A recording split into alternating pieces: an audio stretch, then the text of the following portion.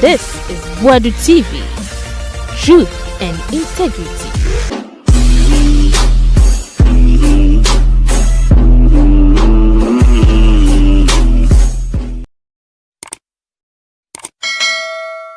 Order for your mamma now come from Brasso. A sweet day. It's your best subscribe it. Na like video no. Na jaw comment tum. Who you are na fe wa share their my yedase. Na Captain Smart. So unso was son him. Was say change na about government no so as son him. Na wa bonko for a 9 Gabi Ochidakon Asante Bedietu Ken Ofurata Ekufu Ado Send pan 9 ena omuhuli Ghana for the past 8 years. Yes. Send pan 9 eno medio manabro. No so mako state bi ma. Omuhu omo se bibia nye omo kwa no bitima bibia. Ye yomu sinchen ya Ghana besai. Na oka kire omo amana Thomas no. Se omo da so hyemure no ne osono no edidi a omo brefi na omo nja sebi nkwa adwen no mo dwen no. Yes, was finance minister de Adam. No kasa pese na NPP ko opposition. But it's seven dollars captain. I am sitting here to tell you, finance minister na Akufo-Addo fan the last minute no person by lose election on one party NPP. So ye bema omra metna ha. Your friend say Adam or a doctor akra metna ha. Bra. Me say no person people lose election. I feel your market no person people lose election.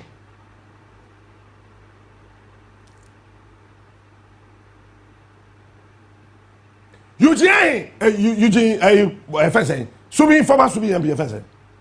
Eugene only there's so be any. There are NPP MPs now we condo say as MPP fear them because now they na a cartel. Let's go fear them. It's na me say this time no me yard my boarding. Opa issue statement, me respond. Opa peneso betna ha.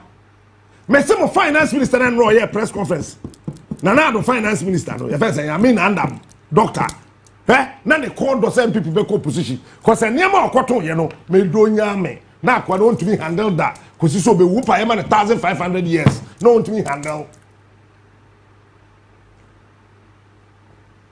Afenyo Markins was overwhelmed. And basically, he is still not alive from his sleep. If you say, some person who the real thing I'm telling you, John Dramani Mahama called Parliament, called State of the Nation's address. No, Afenyo Markins did not touch on the State of the Nation's address. Oh, who said bomb? And Mahama abetua to MPP. It's in Tassin, you know. When you're careful, he will be exposed. So as a minority leader, he got to just get up and say something. Tell me, what sense did he make? If you're not way, one kasa we have Afenyo Markins, Mahama Kasavi, you know, now all responding, okay. Then that's actually. Oh yeah, you know. Not in a swakota lodina so no ne bonkomo. Mwa. Change. And sister, a big deal.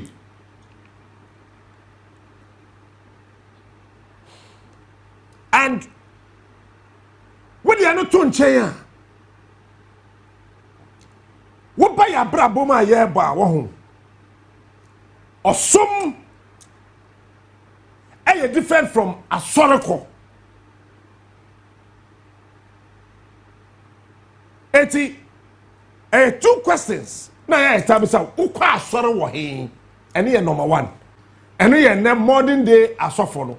One say obi ni man ka set me aba be catch no say na oye ntrikese. One say obi ni man be catch no say eni man no oye ni na oboa na odi ntro. David kan yo obi ni man kasa. Ote say maka say o se wa ma we yi passport every heaven abehye ne mpaboa ho no no start say o ka no koreba cause me be ye no ho adwuma ye wie Ghana man say me ye obi ni ho adwuma o say nyema o ye ni na no oboa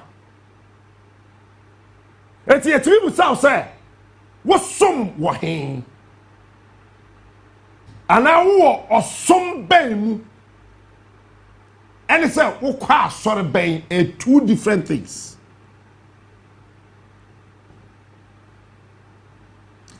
And sister yadia and I think so I thought that change betimi aba but now realize it. It's a bear money or bad to them. We jail ban 10 years ago, but about it. And to me say, a man to me, and make key comment to me. I'm who I'm straight. Maybe a bear money, so I na said ye, or you need chop money, or shannon ma, Chankolaski fees, or chef ya. Maybe if I'm home, sister ye jail. 10 years ago, Oba bi so timi ne be matena dem. We ja be man be 25 years ago. Ago. Former America's presidential candidate was a vice president was a wine. We have on it the year ware. They got divorced after 30 years. After 30 years.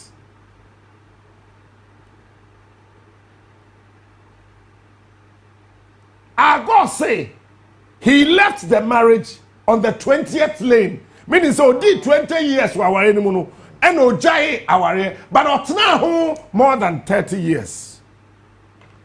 Change is a dangerous thing.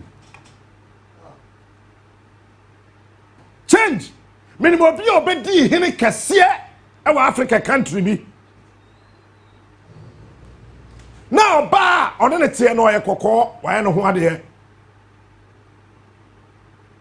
Why no one in there call ever?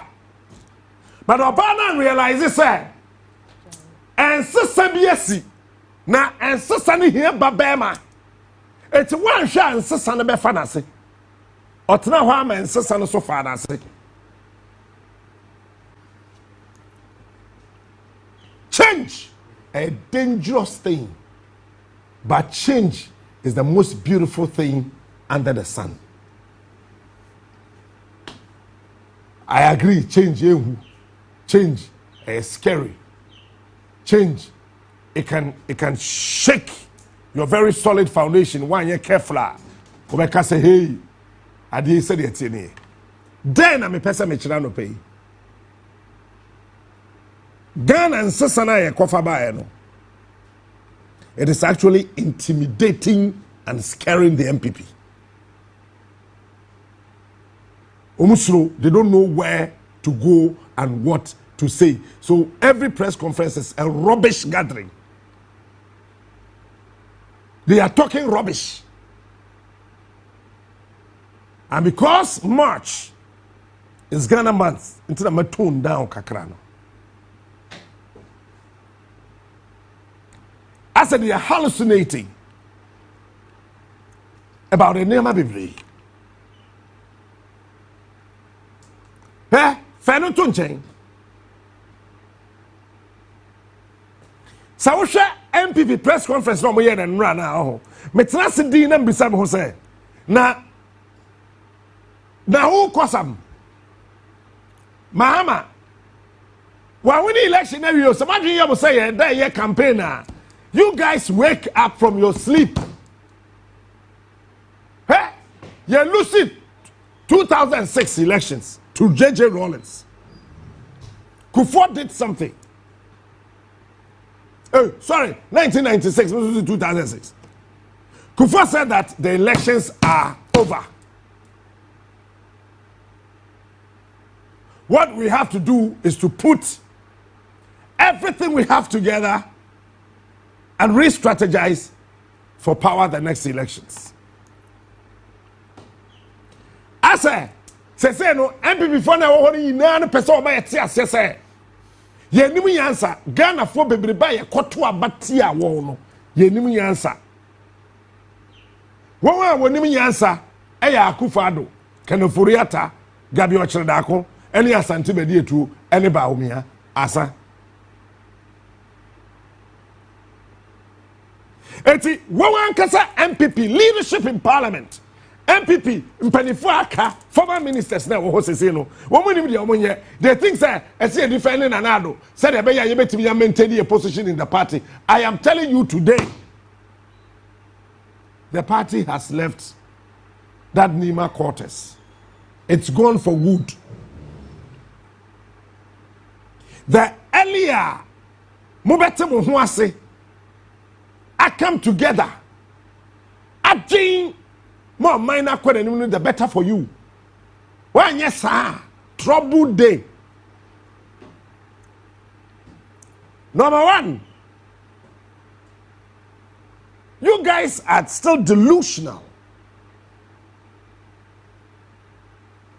You see, when you are ignorant, you can be taught by someone else. Achu, Godwin, Antaru, Fiatago, whoever. Because you are ignorant. You do not know. You don't know. Someone can re-engineer your understanding and pump a different sense into your brain because you are ignorant. So we move it from the quarters of ignorance. Ebedru delusional, dangerous. That is when you overbelieve in yourself and you think that without you, nobody can do anything. So you see yourself as the most handsome, the most beautiful, the most intelligent, the strongest, the most day. You underestimate wo pressure nipa, wo titi nipa, wo bu nipa nimtia, ya kasa wuntie, and everything. That is delusional. The NPP currently, they are the delusion state. Officer and Trona na omudi from 2021 ebesi 2024 no imagine you say eno ano no what's your position at the Russia Ukraine war? Are these guys serious? Christ me, Jehovah Witness. What's your position? What the COVID-19? Say COVID-19 am went to me am more day. Really? But the reality is that you saw a rail line, but you asked the pilot to land on those tracks instead of allowing a train to use the lines. Number one, when the NPP so-called yesterday, the true state of Ghana press conference, nanka me hwehwe say ye befre Peter Bawu na abrantie na ye say ono na de track clear track ekosi keteke kwan no so no come chain ni din sa abrantie na twa your friend say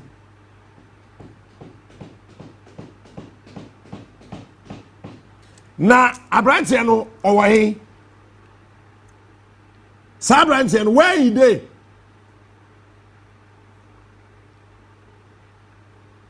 as a second, say true state of the economy. No, when we buy a money, me yet say, I could follow. Or to the contract, a man, a bad boyfriend, or ya latadi.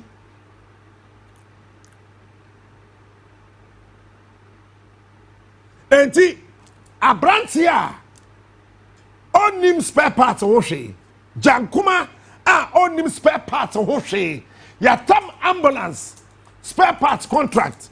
I'm an advance payment of $10 million US. This is the true state of Ghana. Change.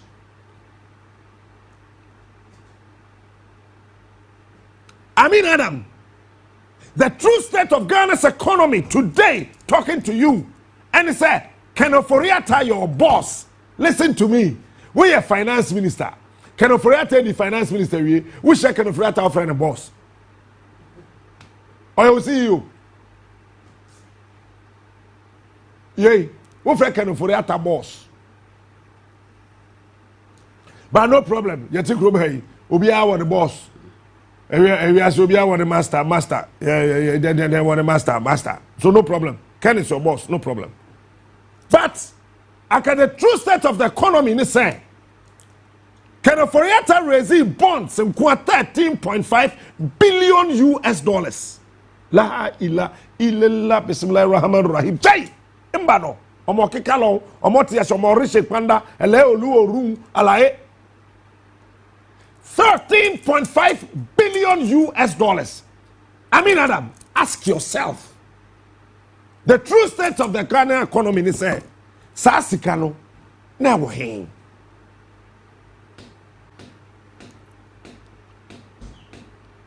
There's a very nice young man, the Penasem Bruta, no, a PRO, Emma Ministry of Education, or your MP, our Tafo, our Shattered Region. Your friend say, Echo. The true state of Ghana health, Ghana ya poverty, and now I say, Health Minister Kase Adiano enye operational, enye functional. Say a Kase bibi inye operational. On your TV call off says here is on your TV operating. The thing is gone dead. TV no was one say ma. Say ya with two TV so have me fe. Then the TV they call off. TV na call off no. We saw other stations na say ba. Now we are out of operation because we here. And because the first on say Health Minister can't say the agenda 111 said and you're operational.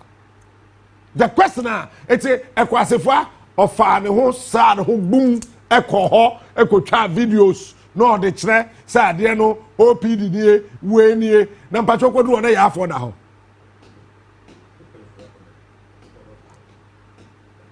Ukwana, as Antimedia to or the mail word, moi.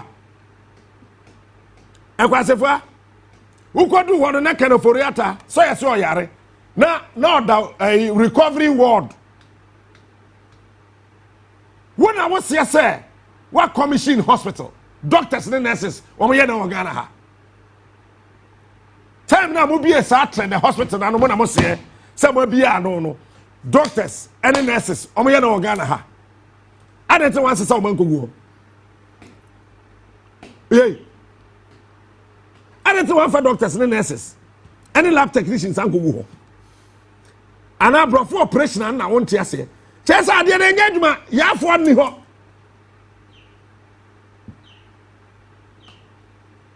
You guys are still in your delusion state.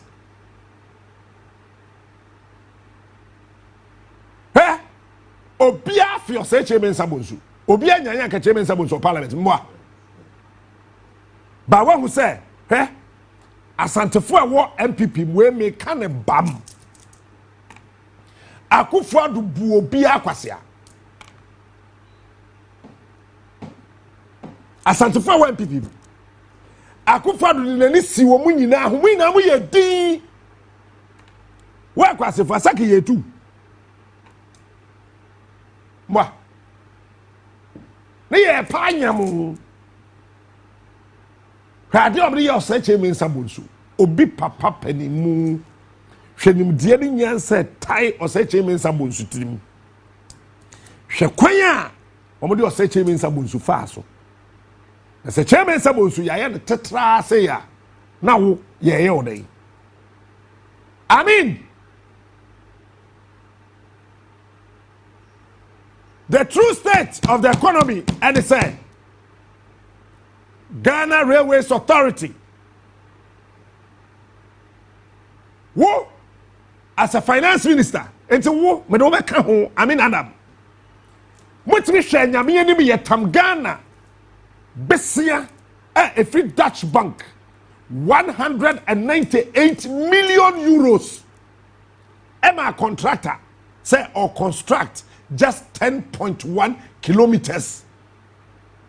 198 million euros. Contractor na nye kwan no Ghana for or the sikano ono so buy us hey 198 no Amandi construction or some in Saka 68 million.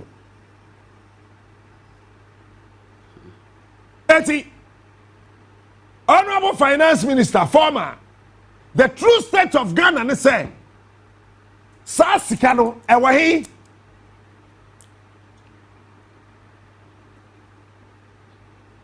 yay ewahi the true state of Ghana economy ne say Nana do danko Akufo-Addo budget ani the co-presidency 3 billion Ghana cedis every year. Ebeye den na mufi abem na some members of the office of the president ni entry omuka. Sikandi aka no way. Even one na cleaners bisa Samia ukusa why na clean Jubilee House. Me mobi edi. Bisa me nua Sami. Say why na clean Jubilee House. So far the phone now bisa no bisa say yetua ne ka wie. Nipa kura no clean no. Onya no full payment. E ka o man asa ka nim. Aya bisa nsa amam. That is the true state of Ghana. The true state of Ghana is say your president otumidi handkerchief esha ne sleeve ano and so sweaty a ohuru baby hanky one fan paper nanim. That is the true state of Ghana. The true state of Ghana is say during your time Ghana kuafo ebeye useless. That's the true state. 80 Ghana kra wheat every Ukraine. Ghana kra flour esam every Ukraine. Them man people be the kra for Ukraine. Sugar every Ukraine. Ukraine na ono ne Russia na nkasa ekontokwa no. Ono timi nya niema egu dem enya adwen etna apono ho dwen ye enya tire de sodaye enya nsa e de ye adwuma na osbreye ebro wheat esichire ene esam na yen yeti krom ha e kase Russia Ukraine want ene ye ho cheye ebei NPP. You guys are still in your delusional state. Marth, the king of morning shows. Just come back home from the bush. Maybe you are still dining with the elephant in the forest. Come back home because elections are over.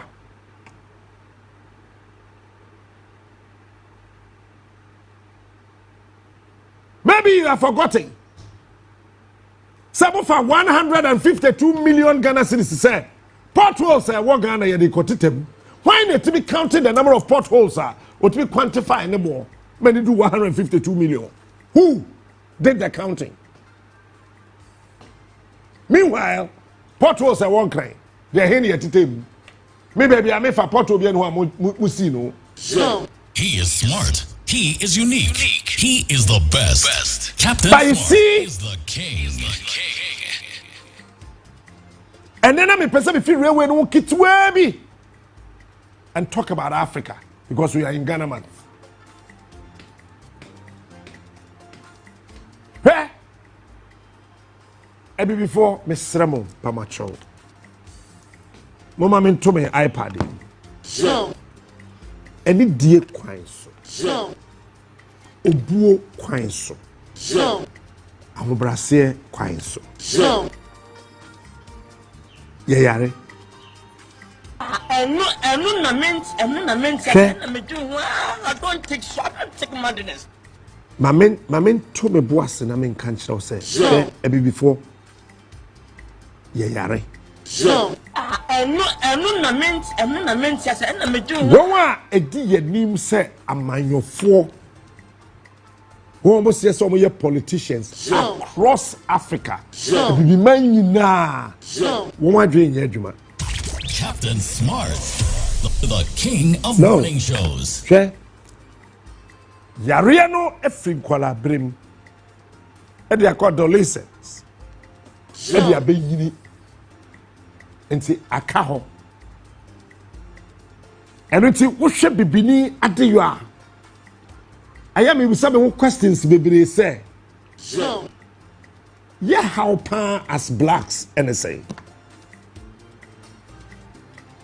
Kwame Nkrumah signed the transfer letter Captain of Africa from this state we find ourselves in years ago, but the African failed to go on transfer. He is smart. Because he is unique.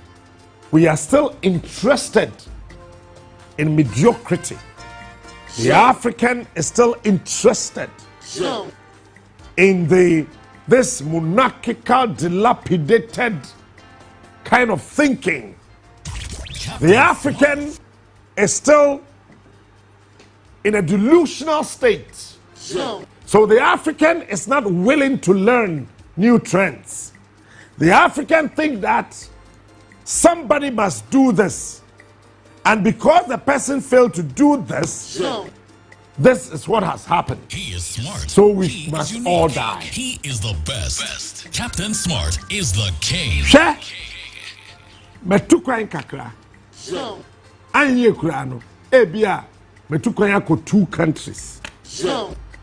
Makwa America. Makwa Europe. Makwa Asia. Makwa Australia. Meti Africa. It's been in the America. He is The band that I call UK, uko America, uko Australia, Africans, Air Force Bruni said, I deal with any manufacturing to turn by force. Africa is rich and not poor. He is smart. Brafie. He is unique. He is the best. Captain Smart is It's a baby bia. What do we name Bessie? Ewa asasiso. Ewa Africa no. Somebody is pressurizing the African to buy something. Africa is rich and not poor. Captain Smart. It is a share braba. Yawa shidie. Ewa Africa. By a clear situation, if you be ma'am. Africa is rich and And I'm not what? That's why I'm getting one.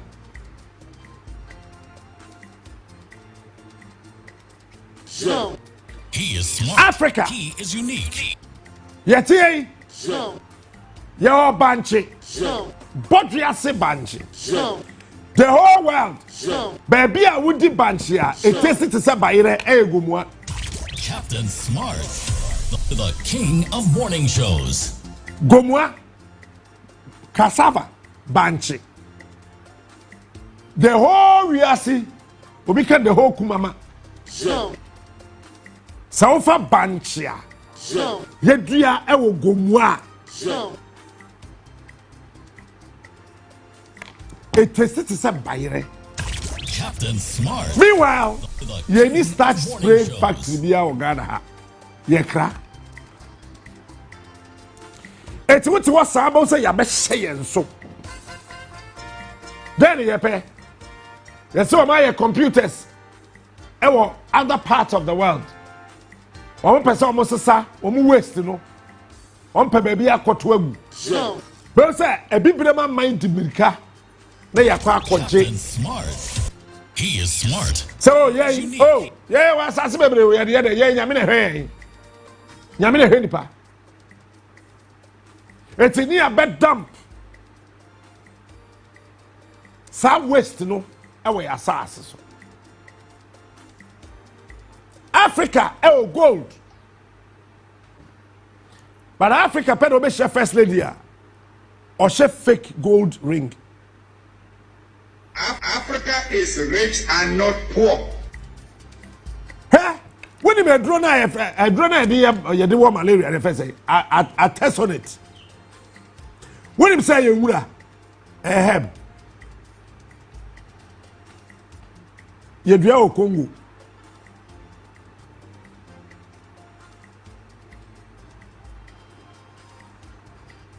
He is smart. He is unique. Who Congo friend Artemisa? Captain Smart. But we sit in Africa. He is smart. Now was a sabi. Ye nimunian side ye bribi. Ehame. Africa is rich and not poor.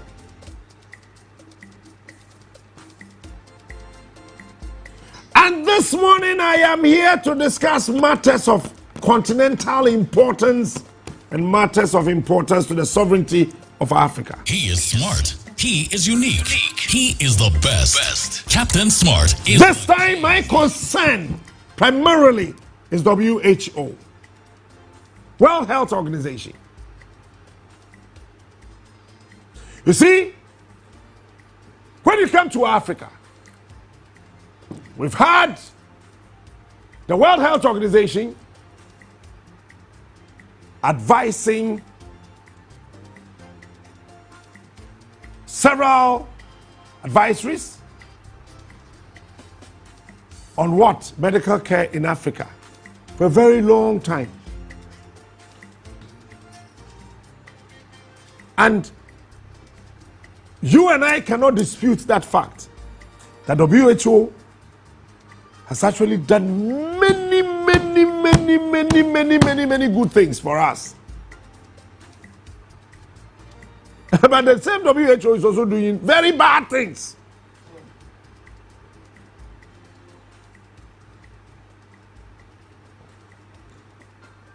And these are the things, sir. We train an African to become what? An engineer. Smart. But what is the African engineer engineering? Africa is rich and not poor. We have Kwame Nkrumah University of Science and Technology. We still import traffic lights.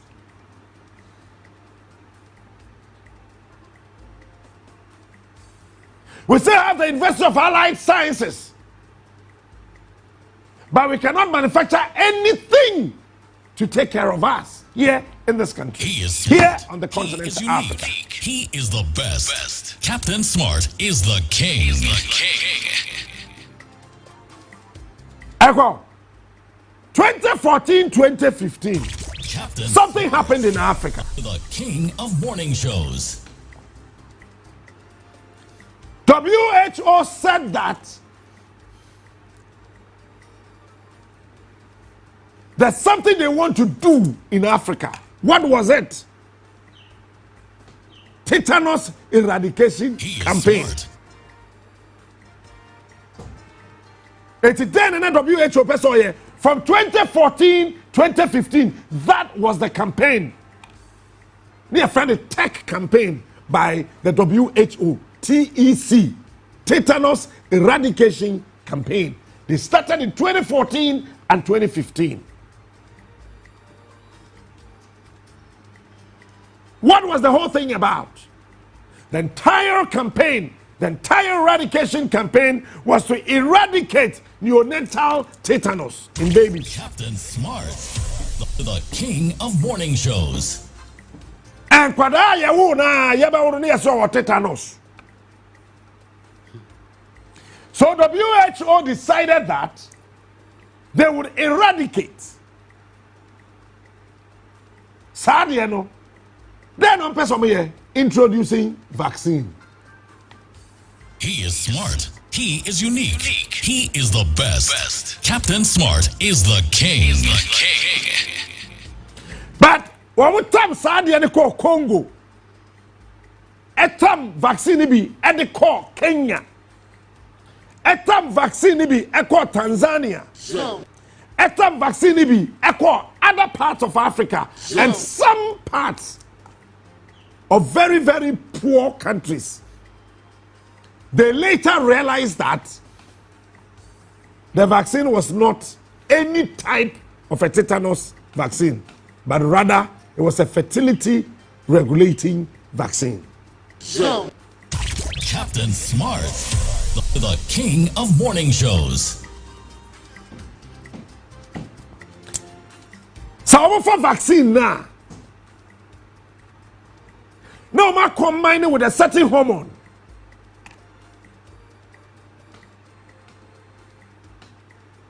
He is smart. He is unique. He is the best. Captain Smart. That hormone now no more the frano.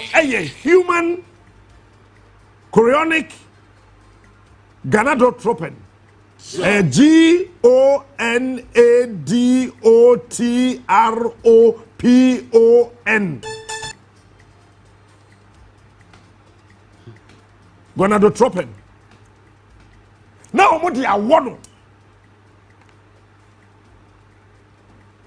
And doctors here will feel Russia. Any Cuba. One kwa Juba. Let's say that Kabinuma ba Africa ha. No ma fa Ghana doctors ni say momra na fei yen hwe niam ba ko mienu miensa bi yen ho adwuma.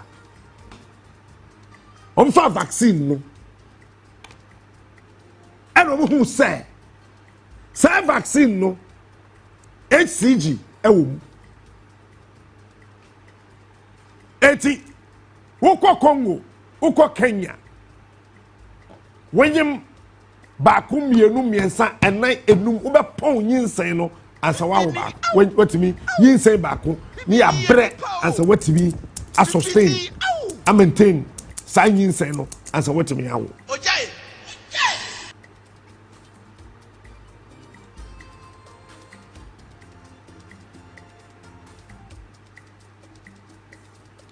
in 2017 they used this from 2014 15, 16, 2017, edru yano, na Russians neko, na Cubans neko. Eti na abetu Kenya for na ankasa, oma doctor for. They did a lot of right things on that. Say Ghana had a year kind of WHO asema, kebe bo minimum blow. And as somewhere me carry ya. Memma Dr. Penia no da no the video me bama and some sort of show you so and is unique. He is the best. Captain Smart is the king. 83, 4, 5 pregnancies best say as a what to be meanwhile you see they be eradicate neonatal tetanus 2017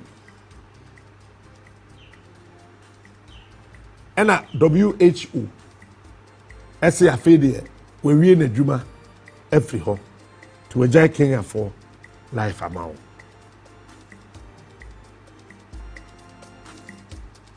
Don't forget, side drone. They started developing that vaccine from 1972 up to 1922. It took them 20 solid years to develop that. Question let's say, I so Africa. And would have been bear walk from her yemi mi saw me walk what touch my. Now you better talk.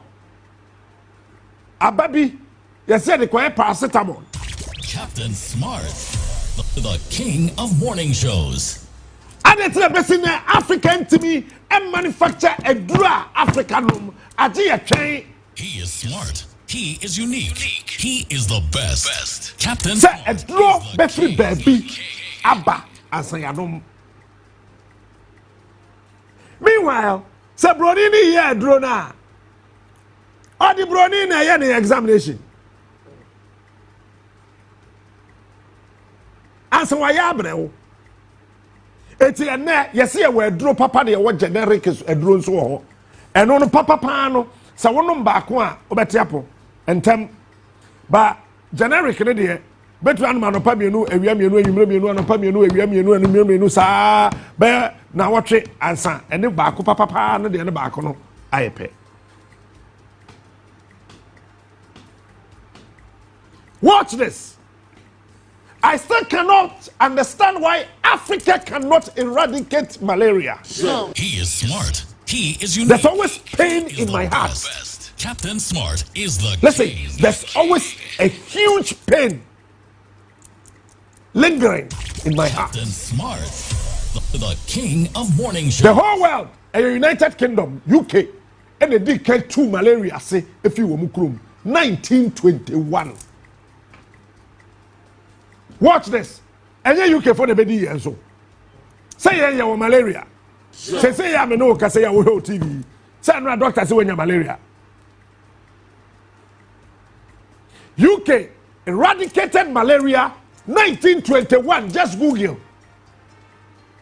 When did UK eradicate malaria from the United Kingdom? Musadei.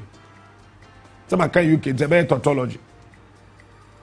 UK eradicated malaria 1921.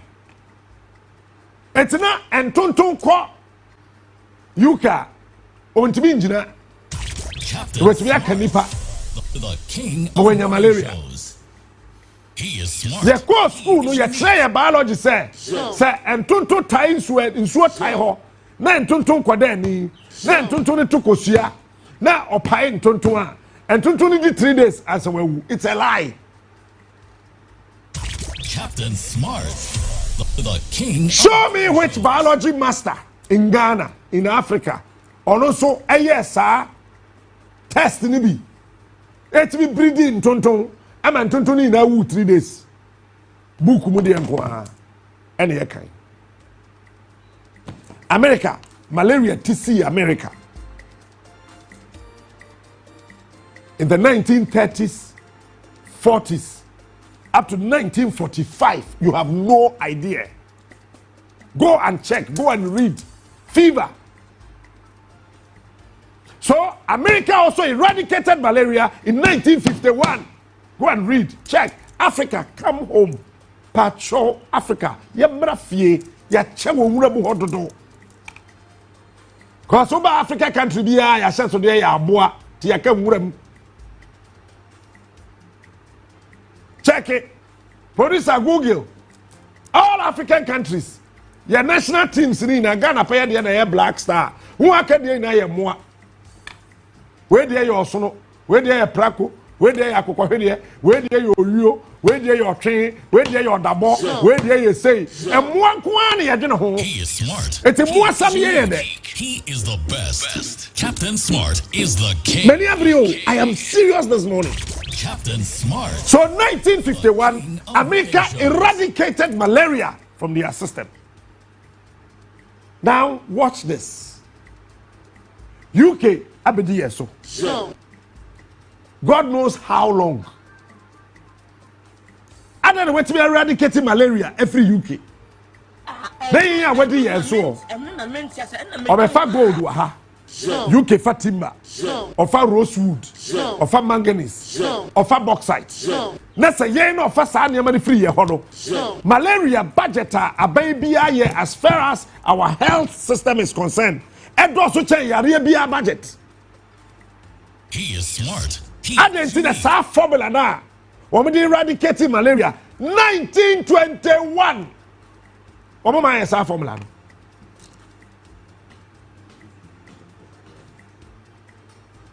If indeed they care about us, if indeed UK cares so much about Ghana, cares so much about Africa, and it's a formula now. When we eradicating malaria, no, I have a team. We are now discussing, thinking, writing, putting things together, how we can eradicate malaria from Ghana. That's what we are thinking. That's what we are doing now. And here, Juma, yes, here. But one of my biggest projects is how we can eradicate two malaria every Ghana. And any project there's some lectures at the various universities. I'm saying, Captain, don't mention our name. You there, you are a walking sacrifice. We are afraid. Captain Smart, the king of morning shows. A team of professors and others. What we are doing is to find out two malaria every Ghana. That's what we are thinking. Now watch this. UK eradicated malaria 1921. America eradicated malaria 1951. Don't forget they are all having 1-1 at the tail end. So the last man standing is Africa. Say UK pay asem, America pay asem. I don't know formula no me eradicate malaria no me family. Now you see eradicate malaria because malaria it be come akwada oda dem ameyem. Ya wa akwada to one malaria ti be kunu Africa. What is wrong with us?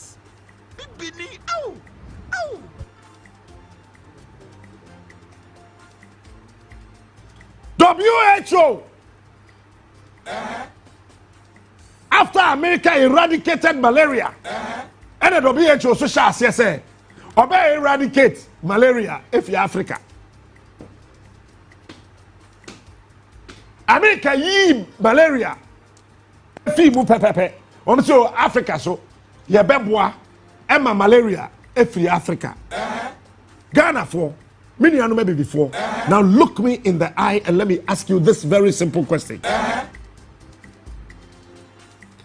It took UK just 5 years to complete their research to eradicate malaria.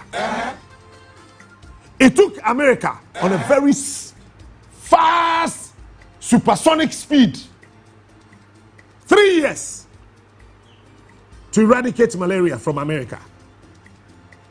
WHO planned to eradicate malaria from Africa from 1960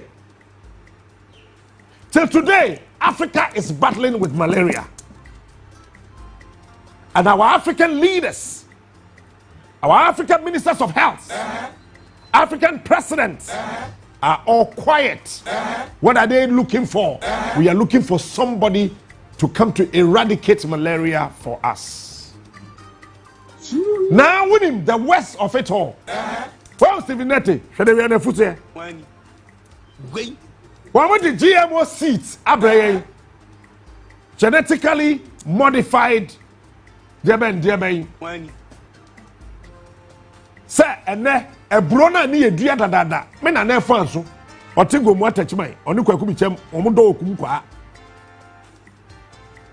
Tashola on a drop or two. Or paying Kwabana by me. And an Iran Temisa. Any waka, woman in dog. And they say a brona yen ye wano. Ghana send a brona ye see a wano. And then one control GM and this Ghana ye near brew. A brony or modia. Say I'm no say go to India. I find India a battle a Jeffy woman say seats now India for a mono mudiano. Almost say a moon seedlings in your modia. It's a yatra from her. Ebo biti America. Wa register Ghana a bro say seedling ne India. Organic ne India. Wa register Moko say India. Wa register tomatoes say India. Wa register Jene say India. Wa register the idea Kenya say India. Eti Ghana for na yen to be ankasa generate yen seedlings. Eti the air say seeds no yen if you abrochire na breye. Eti ukọ agrochemical shop a cheriye ubekọ agricultural chemical shop. No wakoto tomato saba. Wakoto jene. Yeti krom hey na emire yedua. Siwi. Since when na yedua mire? Siwi. Ewo Ghana. Me wa fa kwakubi kwamenabo nyame wo hokoko sidaso okwaje asase ogomu ayamfro ye ko buwie ye abene ade o ma ye tugu ho e pro ye na mmirei ayehuha wo ye bema he hwese de mmirete e mmirete se bema bu bema na wu a ye twetwa mmire ye mfa nkyene ngu ne ye dunum agusu amawo ne ya noa ne ye de asi wanim se we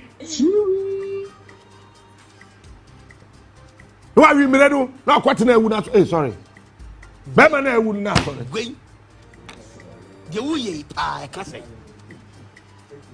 but ne say si meredo ji ye twen ye ni mere eti wo mutimi tena se bre winning sides sa bogu ukodua bra bogu ho udua banchi bogu ho na yesu ye bogu na ye refi say ye mere ni ye kunu say wutwa abeto ho say tim emere be na fifire ho gwen nti wo bakwa koto mere na ba na wabedua na ye fe na ministry of agric enso agye atum ye kwatre Ghana for say ye dua mmiri eye dam ene World Health Organization say malaria no person or eradicate otu malaria si fi Africa no agye oye GMO mosquito enso say no kete nam krom afri WHO say agye okoye genetically modified mosquito na the bus system nim When answer what me etu malaria say I don't know. meanwhile Congo 40 ho Kenya 40 ho ye waduaba bia enu nti ye frɛ aduro bia ye de wo malaria frɛ na temita sa ko Congo a leave ba me spelling ma na Google sesi a ya hodo mienu ye wo Artemisa afra ye ARTEMISA any afra AFRA Yes, Siri. and ye wo Artemisa anua ARTEMISA NANNUA Artemisa anua. These are the two herbs Oma be fe fi Africa akwa bom ne ye de abrɛ ne ye de amoda akwen na woto ne ye de metimu bam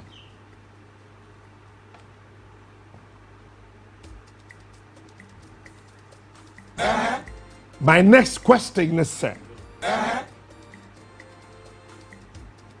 sa wonua sa leave no herb no Abraham malaria 2 + 3 + 4 woo no ye no ma na se wonoma you have the next 7 hours say malaria na war system no ni na ewu so must we still wait for WHO to eradicate malaria from Africa? Yes, Siri. Sadria no sa flowers no sa wudua e wo fi a entonton no se no ho den said den on to be mba wo compound eti anta record Germany in chair God nso akọ Germany in chair mo amokọ Europe no sa ma hwedin a wo mo common plant tree bi a European country bi obekọ bi asandua ni na bi ho anamwa one common tree sa tree no entonton siso obewu. Yes, Siri. Nyame ne de ba wiase enye se omo na engineer ye esa so ye anti snake eti wo wone makrom I don't know. dua o sa dua no emma wutimi do bi ma wo bodam When? Yes, Siri. okay say by heart eti ye susare ne ye wodua bi ye frɛ no kuminam bisa pani bia ɔte Ghana ha from Asante Akamamu ina no minim say the other tribes ne frɛ no ye frɛ no kuminam dua ɛho apapo dua no ye tenten sɛ den Abraham ne ho pɔ no ye 7 ebetimi aye tenten a ko kanyame ani ɛpɔ a wo ye 1 2 3 4 5 6 na kɛseɛ baako esi ase ho ɛno ano no si etwa saa dua no ne ye de to ho ɛbɔ so ma de ɛkye so me de balls esi a obebubu nsɔre bi mu Yes, Siri. ya agye esa kotu saa dua na ase ɛno ama ma wonom bisa pani bia ɛfɛ ne kuminam de nti ɛka ne kuminam sɛ kunuma be ɛna kasa hare ne bɛyɛ ne kuminam yɛfɛ ne kunuma me eti tetere sa wokɔ akurase a wɔn sɛ mmerewa ɛne nkwakorafoɔ pama na wɔn kuta no ɛmfroda tete no ba na ekuta yɛsɛ aberewa pama den te sɛ ne mpom ɛnyɛ hwee ɛkumnam sɛ saa dua ne bi si wo fie a ɛwɔ nneɛma ɛyɛ menka ne ha eti bɛsi nnɛ Africa is still battling with malaria yɛntimi ntu malaria ase WHO WHO to us or see hey episode 2 cervix cancer say and just an kind of cervical and we say na won bi aka ho abaya adjectival cervical diabetes cancer episode 2 ase if you Africa mwa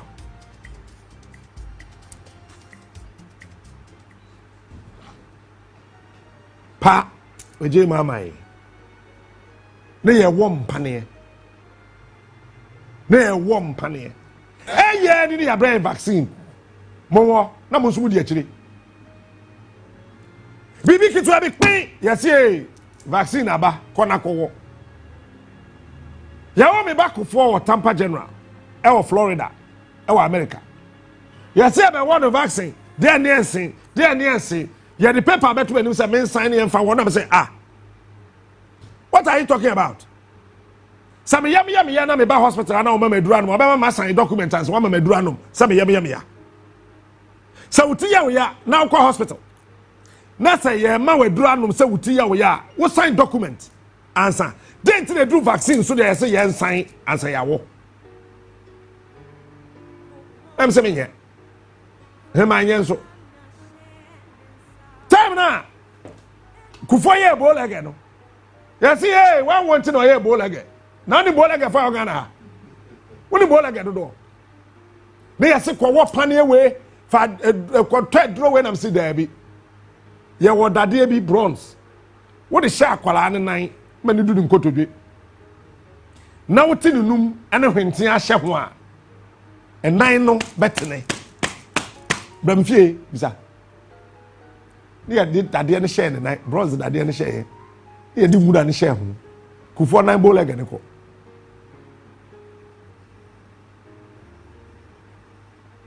eti ya si bibi di cervical cancer na marita abore kama no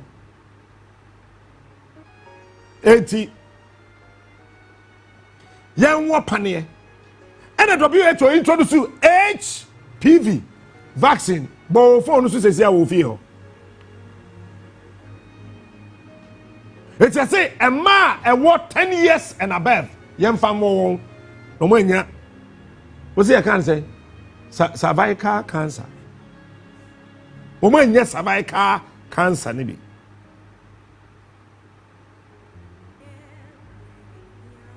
Some vaccine now, I'm the buyer. No, 3 years after the WHO came to tell the whole wide world. So my am from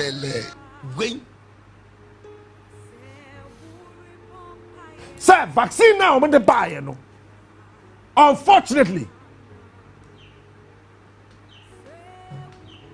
now someone who say human papilloma virus infection or disease was laced in it.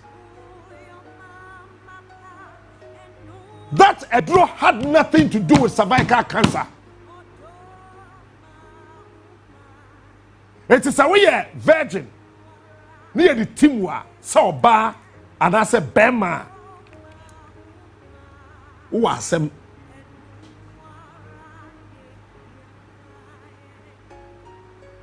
yeah the betting timye Africa eti wonwa ye de sa niema no wo nyina about West Africa and East Africa hope na the way because South Africa bro for the vaccines in call. Then I may pesa me chere anope.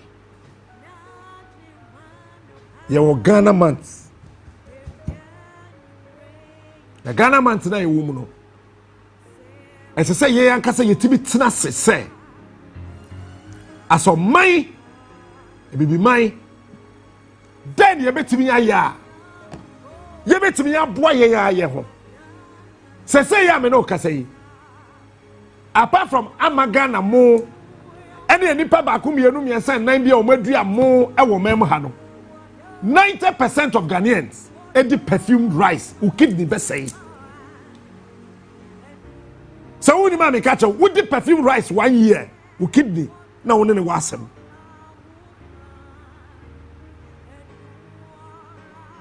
Who kidney and asem wo ho. benya problem with your kidneys, benya problems with your liver. But when him, medical doctor be antiminka. What year what you say? Oh, sorry, yes, I never pay until Donald Trump said that WHO, Sikana and the Mamono, what did you quasi to my red draw? Says WHO, why am I? Trump, I withdraw. What's your mom muskabi? Eti yeti Africa. Yawa asase. Kwame Nkrumah share mudu yase. Achampo beto aso besi nne. Yetimi nya mampani bia man start state farms bi. If I were omwa. Who are movie idea de wo fie ni san sister. If I were the president, so perfume rice no emba Ghana biom. Maybe your man penia. Who be did you udua? No be dua dia obedi. Perfume rice no emba biom because you kidney be say eh emo na o de braye na ya trotro ho brofo akese na wudi birika we na de no enye hwe. Ye de emo na gudem. Emo ni bi o ho ye the heat and a preserve. Near the perfume no chemicals na bagu ho into one wa fie ho a na tuhwa e ye dro e mo be the 30 years e be the 25 years e mo be the 10 years what you fie ho se se e aduane a e di 5 years for fridge ye de mo abedi ni de kire ya koto perfume rice JB Bakuri Aban for FSA double polished rice. Are you crazy? Double polished rice. Meanwhile, Ghana more.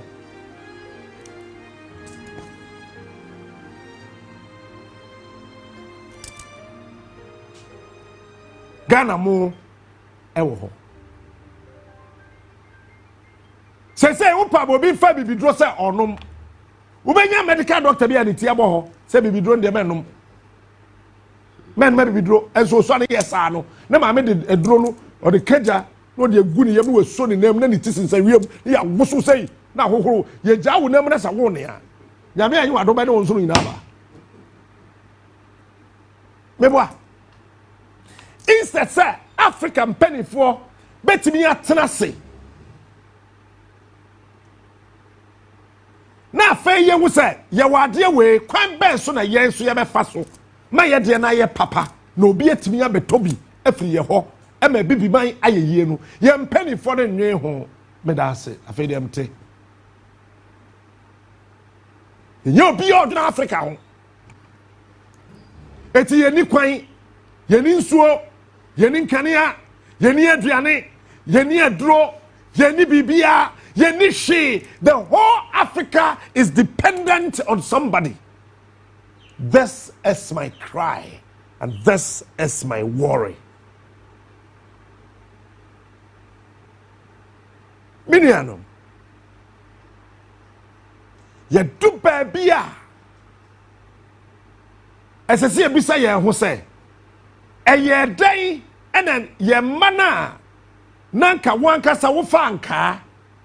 Wosensene na wachinsuo no ama wo ba no ma wanom o be ka kire me say ni bieye aba enti wo koto juice e de ama wo ba no ye yesuso na ye kwa school no wo bo juice so wo school a asema ba say akwana bo juice so teacher punish you anamwa and there akwadro na yade akoshe modernization eti anka wo ho mango wo ho bibia wo ho wunye just about 10-15 minutes out of your 24 hours wo be sensere na wachi mu nsuo ne kekede ama wo ba ko school no wo twan juice efia yesi including Miami Fia Messi Watantra Hills yade tas atuni na so obi ato ni fie tiles mango ba kokura ponsi obi fie kontomre ensi obi fie obi ani kube e wo fie Bibu South say, the ye who coupled with Galamsey. I had this say ye be ye was assassin Africa. Where will we be tomorrow? Is there any place we can go? Now watch this. Donald Trump and the Africans ever will come back. They say who American embassy ya. Next who need now American embassy for say we must say visa no. We more mad say because we documentations are correct. Say American embassy say your amount visa based on one discretion. And yes, I will crack our bank statement. You're correct. Where you're correct. Where you're correct. Until you have a visa. Who could do one and one feel say? As I say, a visa. And you're based on merit. Yeah, man. Germany. Who could have Ghana passport? If you are Germany, you're free. We have visa. No work with Germany, and I don't know. Ghana passport, I'm telling you today. A free visa from Ghana to Germany. Ghana for no minimum. That time no Lufthansa or Alitalia or Mama swap from and Germany for say Yagu, yeah, Lufthansa by Yagunu. Yadia Coca Emirates. It took a Ghana passport. Who could do Germany never said Nima a free. But answer na Emirates before we free Ghana go to Dubai, we hear Dubai visa. When we try no munu go Lufthansa we you know. No we hear Lufthansa European airline.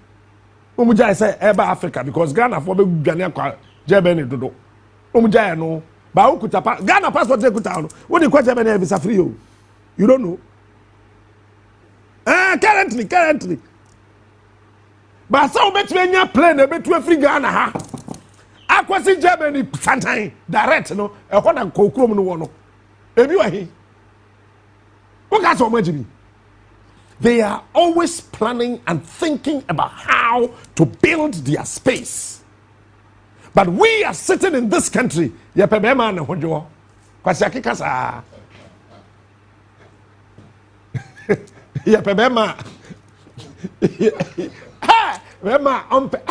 Before we are sick. Oh, yeah, where do you unpack us? Where do you a gentleman? What is your definition of a gentleman? Hey, ya pedi ane hojo. Bema okasa breo. Eti lady bi a menimu na okwa akware. Boy bi onimu no oto lege bi. Unpack us.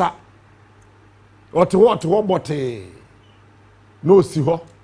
Of your Juma ba, Manadiana, thank you, God bless you. No, I saw no Makoda. It's all on a hojo. Again, it's soon to be worried. Because I had damn dodo. O Pebema or Shia Kakra. The bush are for friend at Nasi. When you're the and what you say. Wompe. Bearman and this was share. And I pay. No say, and no one and pay. And no worry, dear, and this was share no. And then on any kunu eton nade mpese me body bibi nti wo ton nade companies a mo ton iron rods kese pa okroma papa ne yemu ba ako ena nadam for say ono mpe be man ne hodwo de a obe ware be man na ono kwakọ pe be man na hodwo no be man be ye Pentecost elder owo ne yere na tiko ewo Medina he ya mani fi soro be hwe fom patra okun no be man na ni so wo hye no one na yere date wo mo ton iron rods Africa pe and obi on peka say nyansafo me wu bi do de hojo oh we de hojo we de on peka sa na come to ye Ghana ni betimi ayire ne ho a obeka nsesan but change ba Ghana ni suru Abojuwe, it was to test you. To know how Ghanaians react to change. Because we can't say Abojuwe, mempe.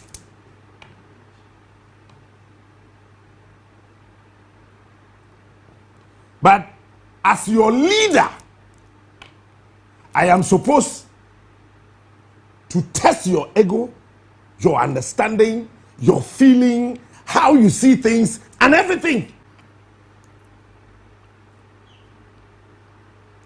Said the me di wani you know. Me who said me di wani.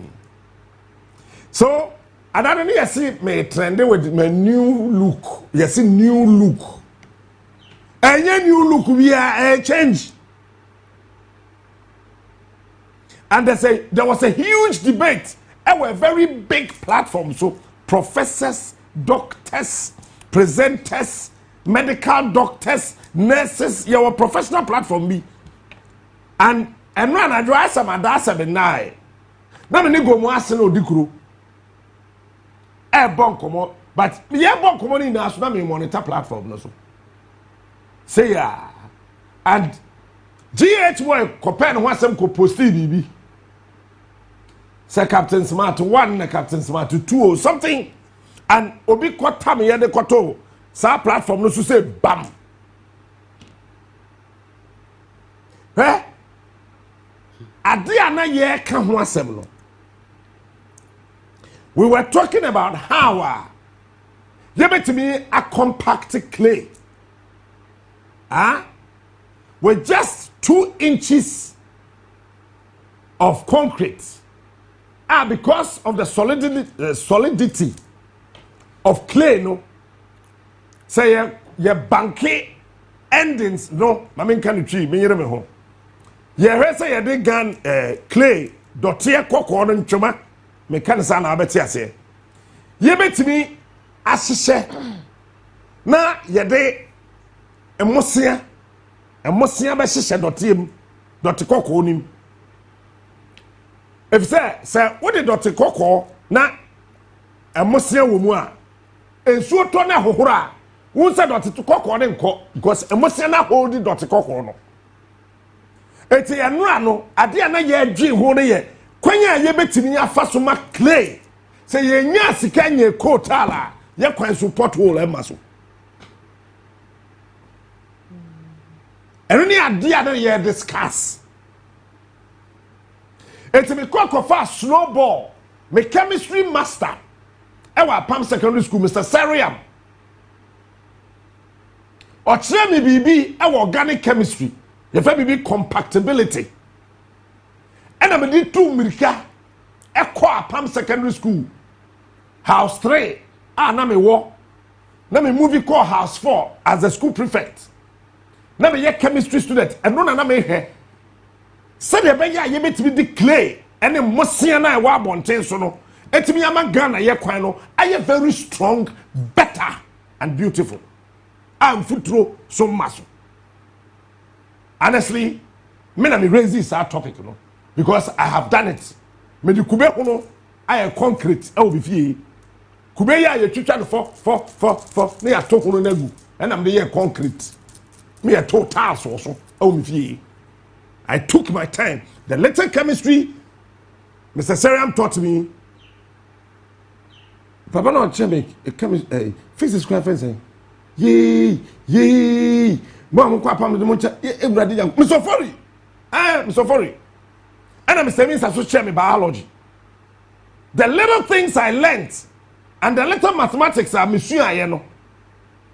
Na me de ka ho, na me de kube ho no.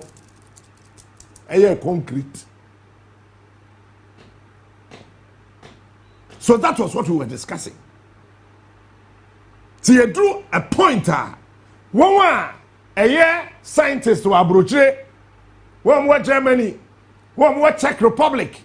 Who are UK and then careful obia de not dream ba the who yan say abaya ba kwatam the new look of Captain Smart and one platform to say sometime abaya ne den sesane by or the change by instead of us to contain, manage, protect, build barriers of positivity and proper positive energy around Adiana Abaya and Sene Bayano, everybody started insulting the lady on the platform. So I was quiet on it. I was still on the phone with Ase Mahine, Ase Dikru. Let me say it this way. I say, yeah, you know, they no better to me here. Then for kind of sound. I'm say, aha. You know what? Way a movie from the angle of conscience to the believing of the black man and what the black man can achieve and change. And as soon as I change, ask I am telling you, you will never ever make sense in your life. Change a dangerous thing in the life of every man. Because there was going to be a change. Because God needed somebody to still sing beautiful songs for him with a very soothing, sleek voice. Why do I have to send this guy? I have given him the most beautiful name in the world, Lucifer. Meaning the angel of the beautiful voice and the angel of music. That's the meaning of Lucifer.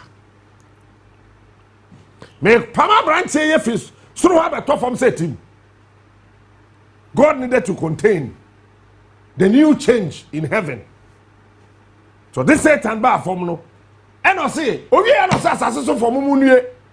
Osoro for mu ni de change. Yesu Kristo owu no. Ni maame Malaria. Be man ni nanda. Na onyim Yesu according to Bible. Wo oba bi ane wanda. Atopamuo bi ani Mary mu. Eba Yesu ho a Mary we mu atopa.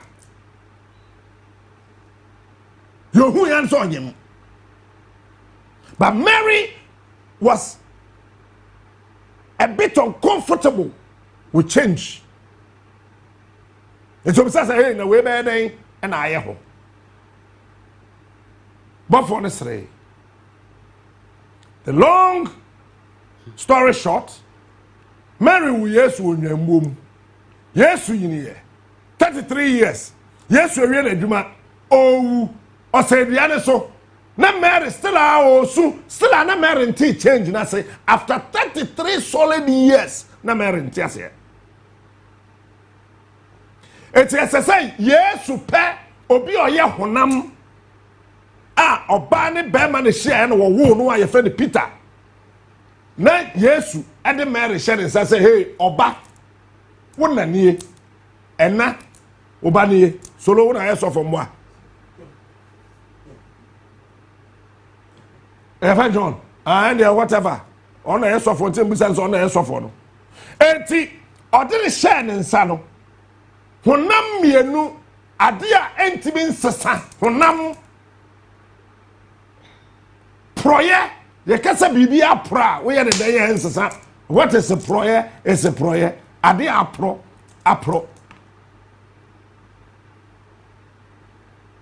Enti then see. When the marriage chain who says affiliate number him, the ultimate that as I say, or father, it's in Nipa Sros Sasa. In Nipa, Osro and Sasa. It's in Nipa to changer, none of whom we know Irano. Meanwhile, as a change in Baba Nipa count. Change in bedroom any party Bobana. Na, I common. I run it through discussion, money. And it show how we see very often in a normal conversation, I am for our certain perception. This politicians and Kwana corrupt. That is the norm as a perception among for outside there. But I've been telling you, sir, a human institution, we are very corrupt from the core. This is a family. Issue say about one thing I run it through money. Nipa na who no cry and phobia home. So you see, from the beginning of the conversation meet here to the end to be able to be na yes about money. So the love for money, you know, overshadow even the care for humanity and as for. And Salniema we know it's not just family. And now church. Even the church itself is one of the most corrupt institutions you can find anywhere in the world. Abai avenue among for a issue making money, politics everywhere, and your traditional settings are him for then as for a so you see why this sense of nationalism no it diminishes to a point because obia won baby obia it is about money. Just take advantage of whatever situation that is available. Now you are making money. So name us here to anywhere in the society just to ensure that because in some ways say you at the time na a certain bond be among family members coming together. Sabi you met me console one another. Na nipa no yet me ahwe kwan to actually. But sika abai had I feel crowd ed sharp division eba where what it is say one way and it's common and that is how dangerous some of these things is. And young one say Jawako no be could be men where ya say or more kusika honen as a form but nipa na no nobody cares. So I think say there be a kind of focus on politics. You be lose the bigger picture. In a normal society, I want to say that TNT so nipa free baby no ba no be urama. Adwino adwomone na woni team dada. And odi be ura politics. Na yes a politics no mum. And they be created a hole for people. It is our mentality and our psyche. It's the reason why a very imperative say in our normal conversation like this, the captain. You bet me who a way. You bet me change the narrative. Now you build a mind, you are very patriotic and very nationalistic. Now you pursue your national interest in whichever endeavor be in that particular light. Now yes, I say you expect to say people just get out there and all of a sudden they become angels. That would never happen because coming from the house, that corrupt mindset, or the sorry them, or the mosque. Or the TFA or the Tiabusium, and I had do that particular point, So any change to lead this society, we need to focus on our moral values of our society. And then unfortunately for us, institutions that are meant to ensure say that moral fiber of society, everything standing, and church and teaching morality be a magic your friend is saying miracles and a man for chasing for. So the core job say teaching nipa the love for one another and so for any hobby and it's the same thing and no politics in my so I think say some of these things we just have to look at it now standard discussion now narrow down say we are happy because a man for any opportunity to be in politics and now call even a banya jumamua. And right now I was having a conversation with a lady our your friend is saying civil service obi a waba wadi babe 3-4 years obi atina government bungalow for over 30 years and these people are not ready to vacate for young people no mba no mbewuram na obi a oya abanya djuma watina aban bungalow for almost 30 to 20 years in the time as on retirement they kra ontu but I know say these bungalows are there say nipa no ba beginning no nyama mu yeden and I had man so watina ma 5 years 10 years you need to get out for somebody to come and occupy say yeah nipa no be putting the whole together but unfortunately after retirement people are still fighting for yes watina 40 years and when work retirement they don't want to so I think say society we just have to do things differently. Now see a build the Ghana the rebuilding agenda must look at all facets of society. Say baby to me our builder manager. The last time I know about rent issue in Accra, Captain. Your mother will say you can't take more than 6 months. Yes, I'm running parliament they want to extend it to 1 year. What besides why young people in Accra suffer seeking accommodation? Because and now unless you pay 2 years or 3 years in a winner, but there are all that we have to do is somebody will wake up and they say, hey, I'm in charge. I am making sure that this law work.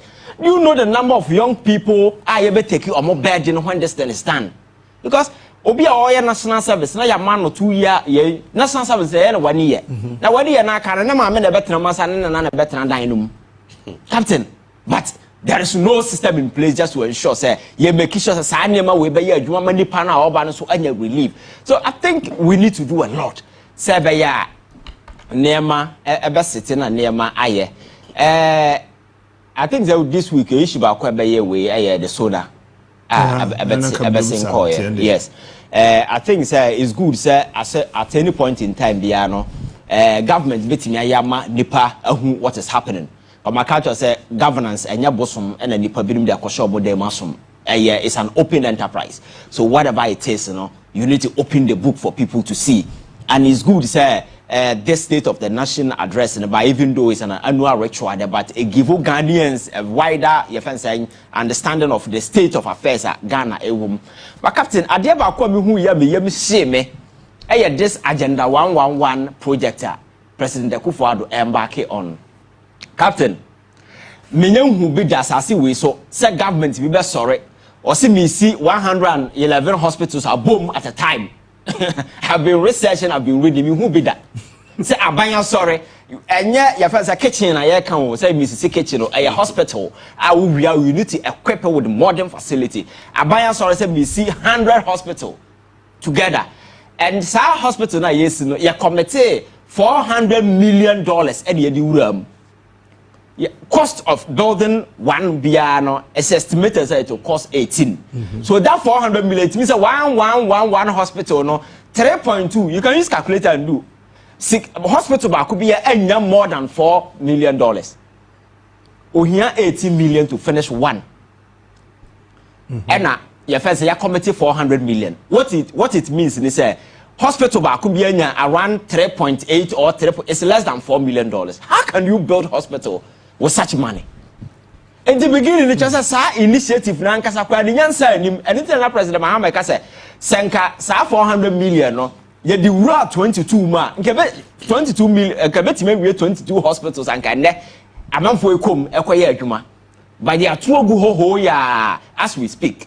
Where to find money to make sure that this hospital are completed no? It's another challenge because I'm told we'll be needing around 1.5 billion to complete the rest of the project. Now, because if I if riba, I saw some of the mistakes I in the past and going forward, I'm expecting that government will not also initiate new projects.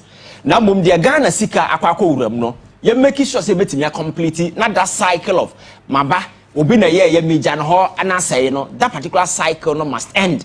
Now you're making sure that state resources will be committed to some of these enterprises because Agenda 111 hospital where and now Akufo-Addo never quite because so we need to complete these facilities. People at those areas, access to quality health care. The passport I come my hospital. Obi to Konongo, obi to your friend saying Ebia district hospital kwano own to me. But some of these minor facilities are available no ebetime save life, I give life to a lot of people. We need to look at it. Not other facilities over the years abandoned government need to commit to some of this infrastructure. Sebeya ebetime coming on stream. Not Ghana ni enya ho benefit in na and one other thing I think says a cocoa board there and also the ensem de me better have a catcher say cocoa board a depth factory in the captain. Do you know say cocoa beans are young producer ya jihu sika dia 7 years. 7 years. So the next days ahead are really going to be tough. Yeah, but about the state of Ghana now man for free said we were doing just politics but 7 years we knew nema na yeka and now power sector a car that ECG and Kasakura Kayugu Komu and yard the Ketua. Because our power sector now or the cover best 72 billion and as a former will be sound say saying and our minor basically around and a cocoa board the same thing. So Captain, I think say resetting this whole Ghana no, we need to make sure say Obia will be on board. Now you're making sure that we do a holistic approach. Now you're making sure that build a foundation not just for the next 4 years. But a foundation grounded the Ghana that we all want. And yes, I never that knee-jerk reaction. Oh, yeah, buy a be just for people to know say yeah, we won't get anywhere. Because say I'm not Ghana since so we need to make sure say you build the foundation. That particular foundation, I bet me on my now I give hope to young people because as I'm not say the veil of hopelessness young people will go through. Captain, the number of Ghanaians traveling outside to your friends saying, to see greener pastures. Countries no come common sign papa and count because you can't blame them because that is the only thing. As you can man for it the come Middle East enyesika ketwa. Obekwa na Ghana nearby you and ho fe no. Ya sha na tade huya o chance of maame no should be them your friend is saying made for 3 good years. The horrific ordeals that go through a bit of sexual abuse, physical abuse, all these are happening because of your friend is saying opportunities near my end in the chrome. And that brings me back to the conversation. I know now you can say your mineral regime, no captain. We need to look at it because it doesn't make sense. So ubenya oil, ubenya gold. Now wakotama odi amakwa brand say tuna mama royal. It is another obodam.